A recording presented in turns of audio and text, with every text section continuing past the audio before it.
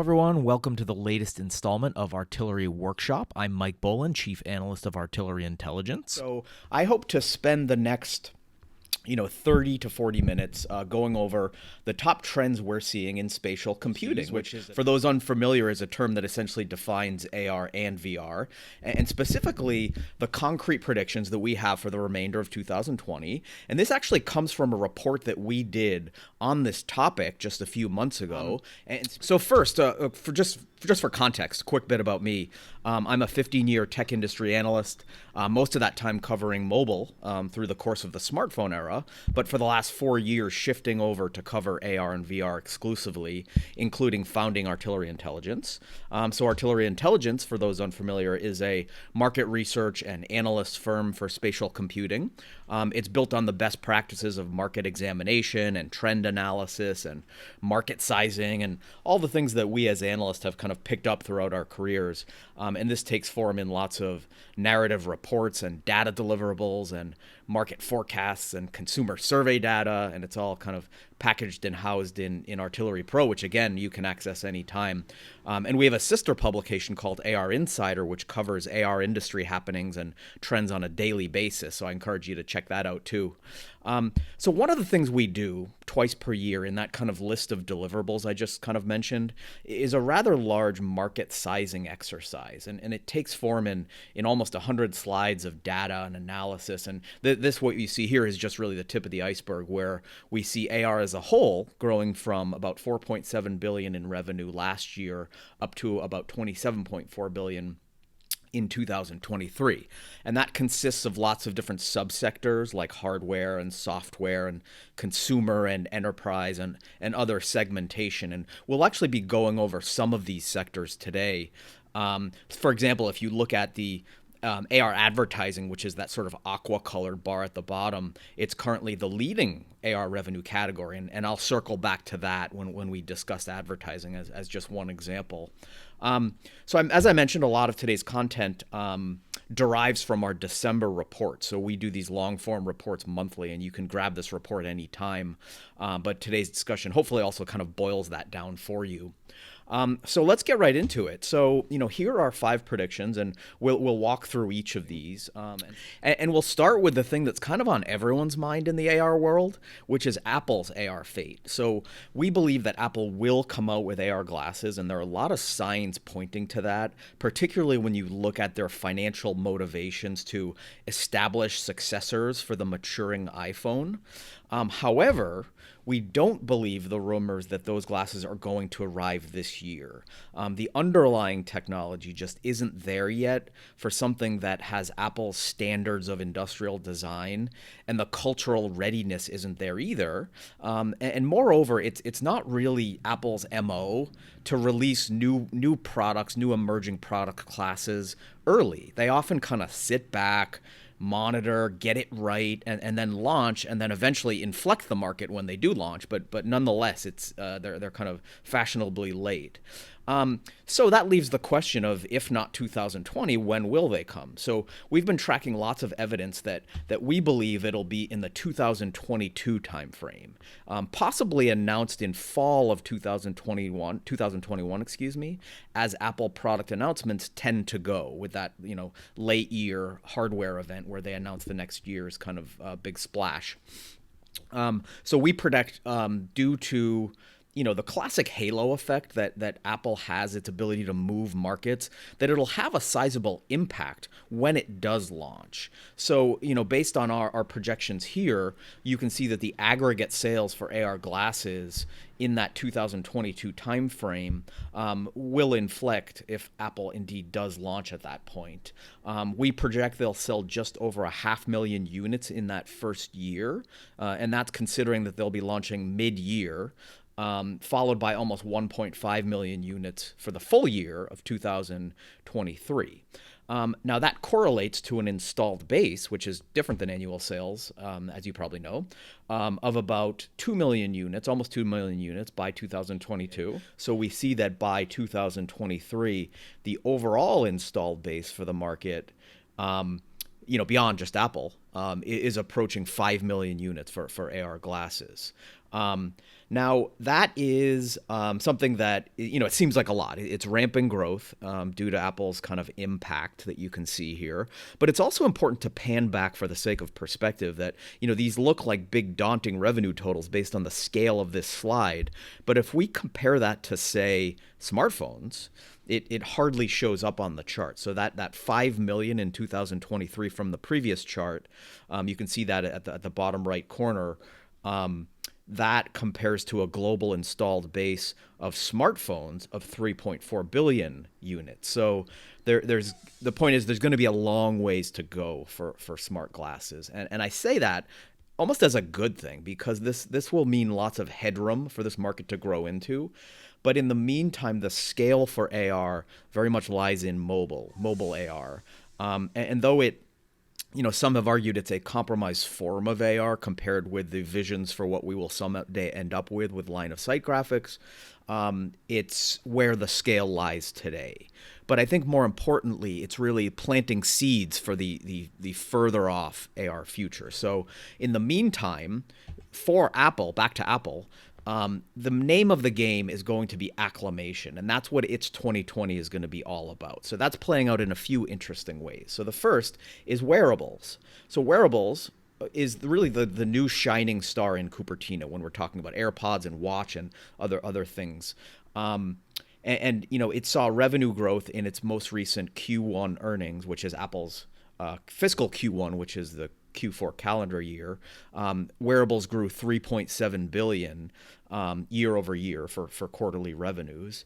And to put that into perspective, the iPhone had sales of 4 billion. Annual sales growth of 4 billion year over year. So if you look at those together, wearables are almost at parity with the iPhone in terms of year over year growth. And that's because the iPhone is maturing and sales are decelerating, while the opposite is happening with wearables. They're on the way up. So the main point is that as this happens and Apple's kind of doubles down on wearables and investing in it and positioning them, we believe it'll have the byproduct of acclimating the world to wearing sensors on their bodies. And that could cultivate the soil for AR glasses' eventual arrival and kind of ensure that they have a softer landing with respect to cultural readiness. And then the second factor that Apple will continue to focus on in 2020 is ARKit and using ARKit as a way to acclimate the world to spatial experiences via mobile AR. And that includes users as it puts the taste of AR into their mouths and kind of seeds that demand, but also developers. It's conditioning developers to think spatially and to build things, build experiences in 3D. So collectively, we believe these factors are making it so that when glasses do arrive from Apple, they kind of hit the ground running. So moving on to the second prediction, this kind of flows well from this concept of acclimation because we believe that what we're calling training wheels will win AR in 2020. So when we look at the most successful forms of AR so far on the smartphone, they position the technology within users' existing paths and integrate it in very organic and value-added ways that align with users' comfort and cognition. And the point is that AR is too early and unproven to mainstream consumers to have to make them work for it or download things. So there's a few examples of how this is playing out, this kind of training wheels principle. And the first one is the most popular form of AR so far, which is Snapchat lenses. So these essentially bolted AR to an existing prevalent activity of socially fueled multimedia sharing.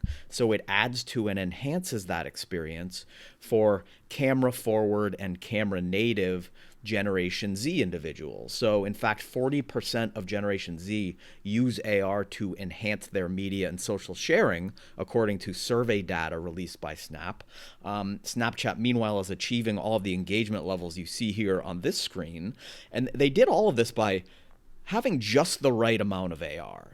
They haven't overplayed the hand. It's not the product in itself, but it's really a value-added feature that's going to be kind of the name of the game in these early stages. And I'd say the same thing about Pokemon Go, for example. That's an AR experience we hear a lot about, but they've likewise made AR a feature rather than the centerpiece of the experience. Both of these players also, I think it's kind of telling that they've done all of this and they've achieved the most amount of consumer traction with AR without ever saying the term AR in user-facing ways. So I think that's another kind of indicator of how they're kind of easing people into it. And then another example here, my second example, is actually Adobe Aero. We've been constantly invoking Aero in our kind of industry discussions as the model and the approach of kind of what to do right in bringing AR to market. So similar to what I just went over, it's using AR to enhance an existing workflow. And I think the fact that it's been integrated right into the Creative Cloud means that it's available, it's accessible to millions of existing creative pros. And I think that's the best and the fastest way to get AR to the brand advertisers and agencies and other entities that are building AR experiences for their customers, or AR, ad campaigns on Snapchat, and other things like that. So, and the third example is a sort of roll up of a few different players in AR commerce who are embodying this training wheels principle. So Apple Quick Look, for example, integrates with Aero, as you all know, and it's really just a simple web-based piece of technology that allows brands and retailers and others to plant these calls to action on their mobile web pages to then launch a product visualization experience. No additional download is needed for the user. They can just activate the camera and visualize items right from the mobile web page, as long as they have a compatible phone. And Apple actually just announced last week more functionality where publishers can customize calls to action such as buy buttons and further close the loop on those commerce experiences when user intent is high and they're trying out clothes or furniture or other products in their physical space. Instagram is another example. They're also doing this because Instagram is interesting. They've separately over the last few years cultivated this product discovery and shopping use case, particularly around some product categories like fashion.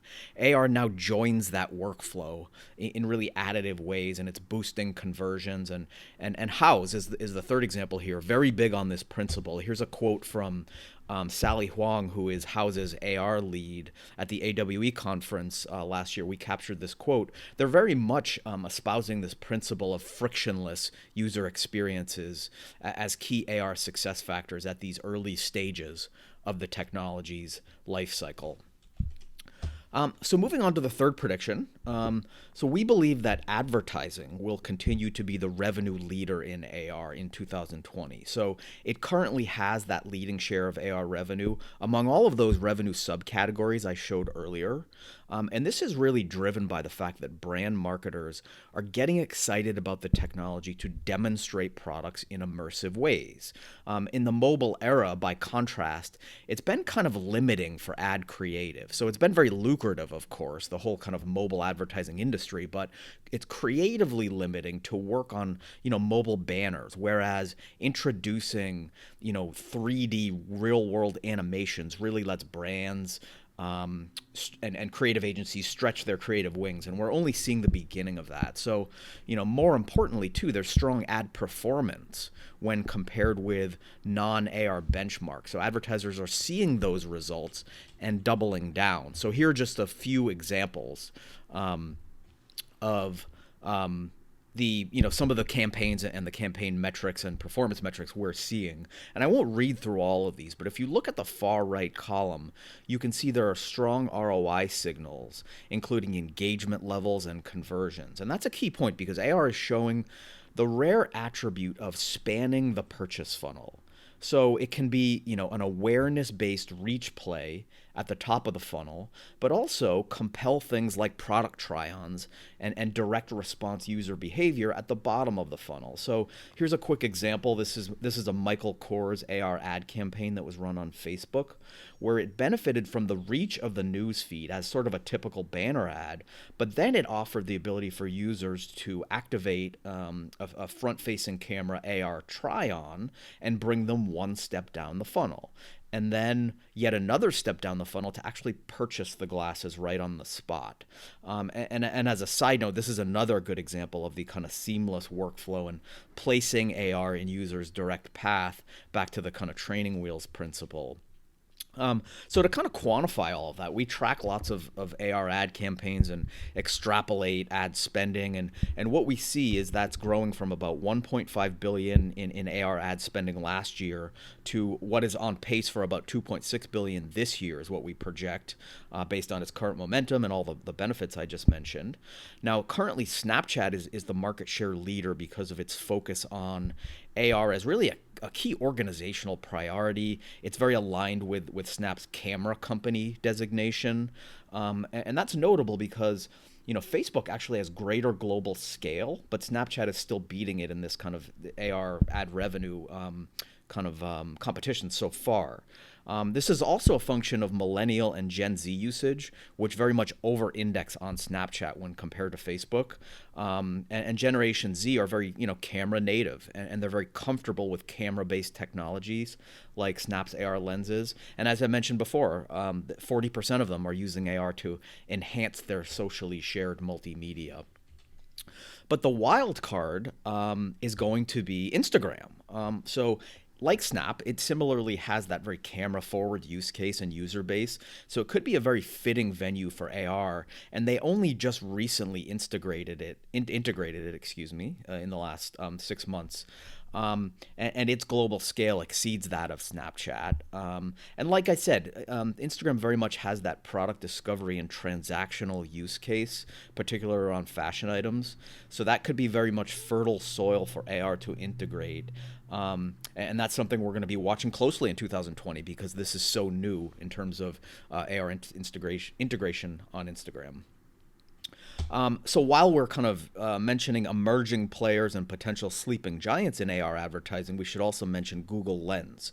So this is what I call search what you see, and we also call it visual search. So you point your phone at something, and Google applies its object recognition from years of indexing images on the web, and it can identify and contextualize things. And it's starting with these kind of common use cases like pets and flowers. But we believe this will really shine in product-based searches and can carry that lean forward, high intent use case that search is already known for. And this means it'll be highly monetizable, and Google will begin to really blitz this, we believe, in the coming years. And it'll likely push it in areas like fashion or in-aisle retail product searches, and local discovery, such as finding out more about the restaurant you're standing in front of. And we believe these are all directions that Google is going to take it. Now, lastly, while we're still talking about AR advertising in commerce, we believe that there's a big opportunity gap right now, which is the scalable creation of 3D assets for large product libraries. So, for example, in order to do the things that Apple Quick Look and some of those other examples I mentioned earlier are doing, brands need to have the digital twins of all, their entire inventory, and that includes lots of size and color variations. And as you can imagine, that gets very unwieldy. And early movers like House and IKEA that are doing interesting things in AR and product visualization, they've kind of done a lot of that in-house in terms of the product scanning and getting those 3D assets. But what the market is really begging for is a scalable third-party solution that a company like Walmart, for example, can use to efficiently get dynamic product scans of hundreds of thousands of SKUs in their vast kind of inventory. And we believe that when that happens, it's really just going to cause the rest of the market to grow in terms of the demand and the need to create these experiences, because that enabler of having that baseline, all those 3D assets, we believe will push things forward. So that's something to watch also in 2020 as that continues to develop. So on to the next prediction, AR in the enterprise. So enterprise has been really heralded as a huge revenue category due to the proven ROI gains to visualize and automate certain job functions and give frontline workers superpowers. But despite those benefits, it's still actually taking longer than anticipated to get off the ground. And that's mostly due to typical organizational inertia and various stakeholders and frontline workers feeling uninterested or even in some cases threatened by the technology. And the place that this is often discussed most is in industrial settings. And that's where the benefits really really shine in being able to help frontline workers visualize processes with line of sight overlays to guide them. And this can really speed up the time to task completion and work towards safety and error reduction. And then the companies implementing these things, when done at scale, can really see these bottom line impacts kind of add up from all of these, efficiencies happening on the ground level. But what's been happening based on the kind of organizational barriers and factors I just mentioned is what we call pilot purgatory. So that's when people in charge of innovation and adoption within these industrial organizations are bringing AR in very enthusiastically, but then it sort of dies on the vine as the stakeholders like risk-averse IT departments or tech-averse frontline workers sort of end up rejecting it. So it's going to take a while for those cultural barriers to break down, but we believe that's going to kind of start to happen in the next few years. But the other reason I mentioned that industrial use case is to contrast it to another form of enterprise AR, which we're tracking, which we're more bullish on, and that's what we like to call B2B2C. So what that is essentially is this is AR that is adopted by consumer-facing organizations who are being empowered to create AR experiences for their customers. So that's consumer brands. It's many of the examples I've cited already, such as shopping assistants and visualization and AR advertising. And the companies who are fueling this segment of AR are like the Unities of the world, and I would very much put Adobe Aero in this bucket. That it'll empower brands and advertisers and creative agencies to bring AR to the experience creation for their end customers. But again, we classify this as enterprise AR because the point of adoption and the buying and the entity using these tools are at an enterprise level, even though the end user AR experience is meant for a consumer.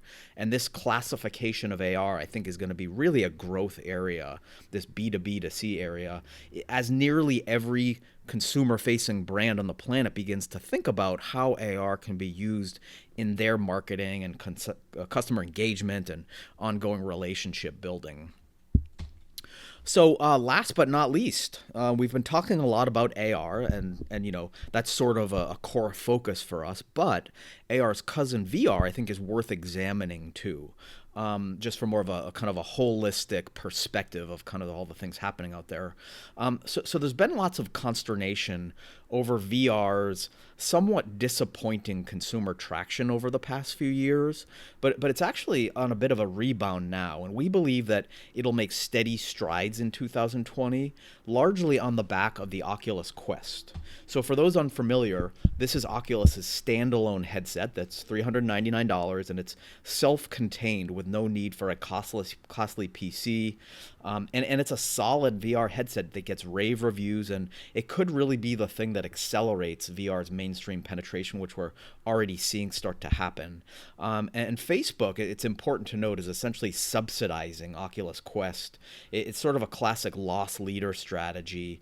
What we like to say is they're trading margins for market share, which is really pursuant to a longer-term platform strategy that it's investing in for the long term. But the result of all of that is what consumers get is a device that's much cheaper than it should be. And we believe that's going to be an adoption accelerant. So to put some numbers on that, our estimates are for just over 1 million units sold in 2020, grown to almost 5 million units just for Oculus Quest in 2023, which actually will make it the market share leader in units sold, along with PlayStation VR, which similarly has that sort of low friction approach, including a friendly price point, an all-in purchase. If you already own a PS4, it doesn't require a gaming PC. And these two headsets, I believe, have the attributes that are worth examining as success factors because they continue to kind of lead the way. And the first one of those factors is price. And this is a key point because price is a huge factor for such an unproven technology like VR. So there's lots of price sensitivity and price elasticity. So both the Oculus Quest and PSVR are both $399, which happens to be the price at which demand inflects according to our consumer survey data, which you see here. We run a survey with our data partner Thrive Analytics to more than 7,000 US adults, and here's what they're saying about what they'd pay for VR. And a minority of Americans, as you can see, would exceed that $399 price point. I'll also say here as a side note, we have an AR version of this consumer survey, which you all have access to in Artillery Pro. So the second factor to learn from beyond price is that simplicity is going to win, and making VR very easy to set up and use compared to all the setup friction and moving parts and wires and other things you see in more advanced systems like Oculus Rift S and HTC Vive. And this once again invokes the training wheels principle that kind of keeps coming up. And they really accomplish this through a very simple and highly curated experience with easy setup. They go for very simple and fun product persona in their design and their marketing. And it's notable that these things have vaulted their market share even above competitors with superior specs like processing and resolution and field of view. And in that way, I like to think of it like the approach of Nintendo, like the Nintendo Wii and the Nintendo Switch. It's an experience sell. It's a fun product rather than a spec sell. And this is something that's proving to work in these early days of VR when it's about lowering adoption barriers and friction and not getting involved in this kind of specs arms race. So that's actually it for the latest installment of Artillery Workshop. We hope this has been valuable. Stay tuned for lots more multimedia and narrative insights from Artillery Intelligence. So I'm Mike Boland. Thanks for watching.